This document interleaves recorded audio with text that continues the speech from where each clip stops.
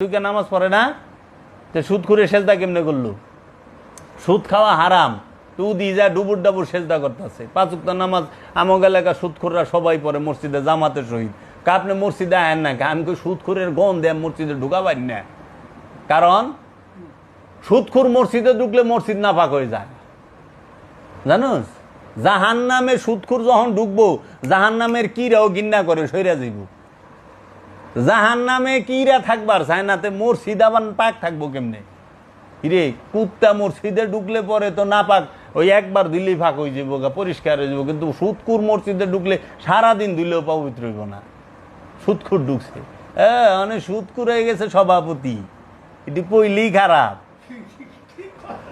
সবচেয়ে বড় হইল সুদখোর, সবচেয়ে বড়, কারণ সুদখোরই তো সভাপতি, আত্মসাৎকারী। আল্লাহ কইছে এক বিদ্যা জমিন মাইরা দিবে 7 তবক জমিন গলায় ঝুলাই দেবো, মহানবীর হাদিস। অতিমের হক মাইরো না, অন্যের সম্পদ মাইরো না, আত্মসাৎ করো না, জুলুম করো না, জুলুমকারীর শাস্তি ভয়ানক। আরো অনেক বিধবা মানুষের জায়গা দখল করে, এতিমের জায়গা দখল করে, এলাকার অনাথ বুদ্ধকে জায়গা দখল করে, 22টার জায়গা মাইরা, বইনের জায়গা মাইরা, পাকা মুসল্লি কপালে কর বালাই দিচ্ছে সেজদা করতে করতে। এইটি তো বাদ পার। এর লেগে আল্লাহ মাথা নতকে সেজদাই বলে নাই, আল্লাহ মাথা নতকে সেজদাই বলে নাই। আবার দেখ, যত নবী আছে 25 জন নবী, একজন নবী ওয়াক্তি নামাজ পড়ে নাই, খালি মহানবীরে দে ওয়াক্তি নামাজ পড়াইছে মোল্লারা। বাবা আদম নবী কয় ওয়াক্ত নামাজ পড়ছে? মুসা নবী কয় উক্ত পড়ছে?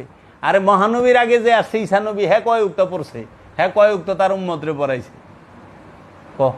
অথচ কোরআন তো কইতেছে প্রত্যেক নবীর উম্মতের উপরে সালাত এবং যাকাত ফরজ করা হয়েছে, তোমার পূর্ববর্তীদের উপরে। কিরে, তাহলে হেরা দিয়ে কেউ 5 ওয়াক্ত বললো না, আপনারা 5 ওয়াক্ত লইলেন, তা আবার নবীরে দা পড়াইলেন।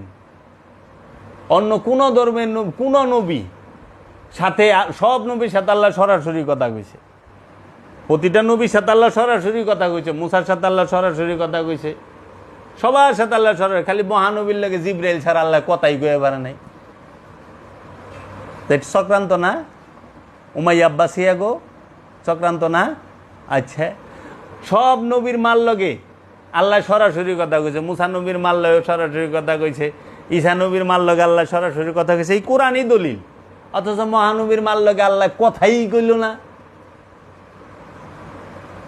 বুঝলাম না ব্যাপার কিরে, কারণ কি? আল্লাহ মুসা নবী মহানবীর মাল লগে কথা কইল না, মহানবীর লগে সরাসরি কথা কইল না, খালি জিব্রাইলে পাঠায়। আর মোল্লারা কান্নার দেখ, যাও যাও জিব্রাইল যাও, আমার হাবিবকে বলো ও জিব্রাইল যাও যাও, এরকম করে না? সুর লাগায়া এরকম। আল্লাহ কেমনে কইছে? কোরআনে কই পাইলেন? আল্লাহ যদি কইতে, আল্লাহ যা কইছে সব কোরআনে আছে। জিব্রাইল যাও যাও, ফেরেশতারা বাড়ায় যাও। কো এই যে গপ্প ওইগিনা করতে তগ ভিতরে এইগিনে এই জমে গেছে গা। অহনে হাসা কথা কইলে কয় মিছা কথা। এলে একজন দার্শনিক বলছেন যে মিথ্যাকে তুমি যত রটাইবা ওইটা সত্য হইয়া খাড়ায় যাব, সত্যের মতো শুনাইব, সত্য হইব না। এলে যত প্রচার করবা ওইটাই সত্য হইব। মানে এত মানুষ মিলে প্রচার করছে ওরা যে মিথ্যাটারাই সত্য মানে খাড়া করায় দিছে, অনেক সত্য কইলে কয় বানায় আনছে।